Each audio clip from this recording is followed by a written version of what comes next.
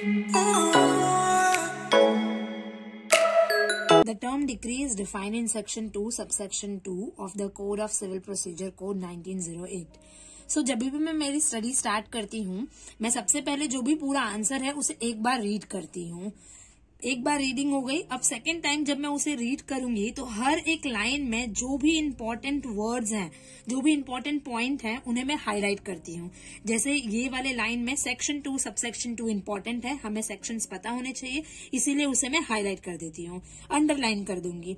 फिर आगे बढ़ी, a decree is always follow judgment and it is based on a judgment. So यहाँ पे ऑलवेज फॉलोज अ जजमेंट, ये इंपॉर्टेंट लाइन है, तो इसे मैंने हाईलाइट कर दिया। Decree is divided into 5 types, तो यहाँ पे मैंने इसे हाईलाइट कर दिया। फिर डिक्री किस तरीके की होती है, कितने टाइप्स की होती है, उसे मैंने अंडरलाइन कर दिया। सो बेसिकली जब मैं सेकेंड टाइम रीड करूंगी तो मुझे सेकेंड टाइम रीडिंग में हर एक लाइन में कौन कौन से वो इम्पोर्टेंट वर्ड्स हैं, इम्पोर्टेंट क्रक्स वर्ड जो होते हैं वो मुझे याद करना है, वो मैं अंडरलाइन या हाईलाइट करती हूँ। तो इस तरीके से मेरी सेकेंड रीडिंग हो गई। जब मैं थर्ड टाइम रीड करूंगी तब मैं सारे लाइन को पढ़ूंगी, बट उस टाइम पे मैं स्पेशली जिन्हें हाईलाइट किया है उसे स्पेशल अटेंशन दूंगी। सो यहाँ पे the term decree is defined in section 2 subsection 2, सो ये मुझे याद करना है, इसको ध्यान में रखना है। Then decree always follows judgement, ये मुझे ध्यान रखना है। देन डिक्री में भी फाइनल और प्रिलिमिनरी, तो ये मुझे याद रखना है। फिर यहाँ पे जैसे हो गया कि अब पार्टली प्रिलिमिनरी और पार्टली फाइनल हो सकती है। सो इस तरीके से हर लाइन में जो जो चीजें इंपॉर्टेंट हैं वो मुझे याद रखनी है। तो मेरी 3 टाइम रीडिंग हो चुकी है।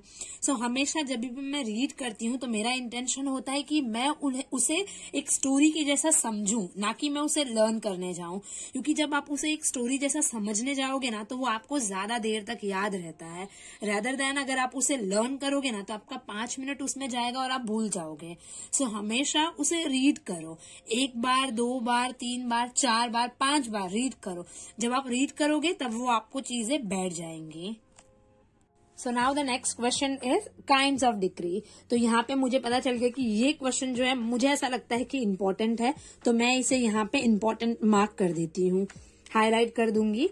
और फिर आ गए कि अगेन सेक्शन 2 सबसेक्शन 2 में बताया है। Then what are the kinds of decree में यहाँ देखो नंबरिंग नहीं की गई है, तो पहले मैं इसे नंबरिंग डाल देती हूँ, नंबर 1, नंबर 2, नंबर 3, इस तरीके से मैंने उन्हें नंबरिंग डाल दी। और अगेन मैं यहाँ पे सेम चीज फॉलो करने वाली हूँ। दैट इज क्या होती है प्रिलिमिनरी डिक्री, मतलब means preparation of the main matter, then it is the initial introductory. तो जो भी वर्ड्स यहाँ पे मुझे इंपॉर्टेंट लग रहे हैं कि यार जब मैं रीड करूंगी या जब मैं लास्ट टाइम रिवाइज करूंगी तो मुझे सिर्फ इनको देखना है, ना कि पूरे आंसर को देखना है। तो उसी तरीके से मैंने रीड किया। देन डिक्री जो लाइन मुझे लग रहा है कि अननेसेसरी है, कि जैसे कि ये लाइन मुझे लग रहा है कि अननेसेसरी लाइन है, ये मुझे एग्जाम में पढ़नी ही नहीं है, तो मैंने इसे क्या किया, कट कर दिया। तो मेरा आंसर क्या हो गया, यहां से लेके यहां तक का आंसर ही जो है ये मेरा आंसर है, जो मुझे एग्जाम के दिन पे पढ़नी है, यही आंसर मैं एग्जाम में लिखने वाली हूँ। तो ये जो लाइन है ये इंपॉर्टेंट लाइन नहीं है, तो इसे कट कर दो, चलेगा, भले आपकी बुक गंदी दिखे बट इसको कट कर दो। अब इसी तरीके से सेकंड क्वेश्चन के ऊपर आगे, सेकंड पॉइंट के ऊपर आए, final means last, ultimate. So basically हमें यही करना है, जो भी इंपॉर्टेंट क्रक्स है ना उन्हें हाईलाइट कर दो, ताकि जब आप पढ़ोगे थर्ड टाइम, जब आप रिविजन करोगे तो आपका ध्यान सिर्फ इन वर्ड्स के ऊपर जाना चाहिए।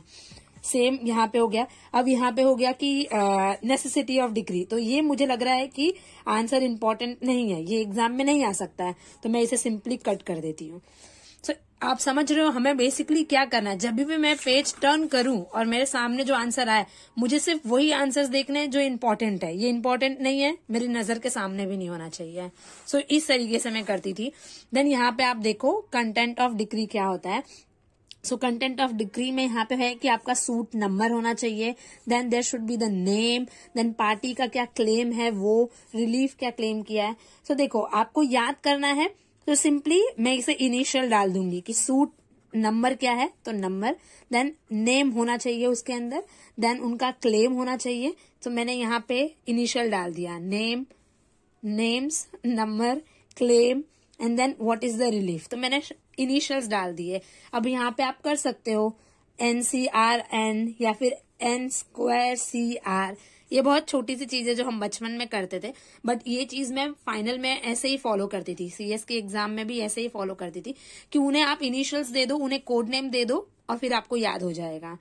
तो इस तरीके से पढ़ती हूँ मैं, और इसी तरीके से हाईलाइट कर दो, अंडरलाइन कर दो, ताकि जब आप रिवीजन करोगे तो आपका ध्यान सिर्फ इनके ऊपर जाना चाहिए। और जैसे आप ये देखोगे आपको तुरंत रिकॉल हो जाएगा कि अरे ये पढ़ा था, अरे इसके आंसर के अंदर तो ये है। तो इसी तरीके से आप देखो, मैंने अभी मेरे लॉ के एग्जाम के लिए ऐसे ही पढ़ा है, हर चीज को पढ़ लिया, उसको शॉर्ट समरी में कर दिया, क्या है कैसा है, हाईलाइट कर दो, जो भी इंपॉर्टेंट वर्ड्स हैं उनको अंडरलाइन कर दो, शॉर्ट में लिख दो। सो आपका इस तरीके से आंसर रेडी हो गया है, जो भी इंपॉर्टेंट है। ये बहुत सारी चीजें चाइल्डिश है, बट हमें यही चीजें फॉलो करनी चाहिए कि कौन से जो भी अगर इंपॉर्टेंट है उन्हें स्टार कर दो, ये रूल्स याद करने तो उन्हें अंडरलाइन कर दो, ताकि जब भी आपका ध्यान जाए तो आपका ध्यान उन्हीं चीजों के ऊपर जाए। इस तरीके से हाईलाइटर यूज करो, ताकि जब आप पेज घुमाओ तो आपका ध्यान तुरंत यहाँ पे जाए, ये वर्ड्स पे जाए। सो आई होप आप लोगों को समझ आया हो कि किस तरीके से पढ़ना है। कंपनी लॉ स्पेशली ऐसा ही पढ़ना चाहिए हमें, क्योंकि ये जो लीगल टर्म्स होते हैं ना, आप उन्हें याद नहीं कर पाओगे, तो आप उन्हें जितना ज्यादा रीड करोगे ना, आपको वो इजिली आपके दिमाग में बैठेंगे, लाइक अ स्टोरी। सिर्फ अगर आप रटने जाओगे तो आप 2 दिन के बाद उसे भूल जाओगे। तो इस तरीके से हाईलाइट करना, अंडरलाइन करना, सर्कल करना is very very important thing. So I hope आप लोगों को ये आइडिया थोड़ा समझ में आया हो। अगर आपको लगता है कि ये यूजफुल है तो एक बार ट्राई करके देखो, and then let me know कि आपको कैसा लगा। Do let me know in the comment section कि ये चीजें फॉलो करते हो कि नहीं करते हो। Till then do well, study well, and I will see you next time.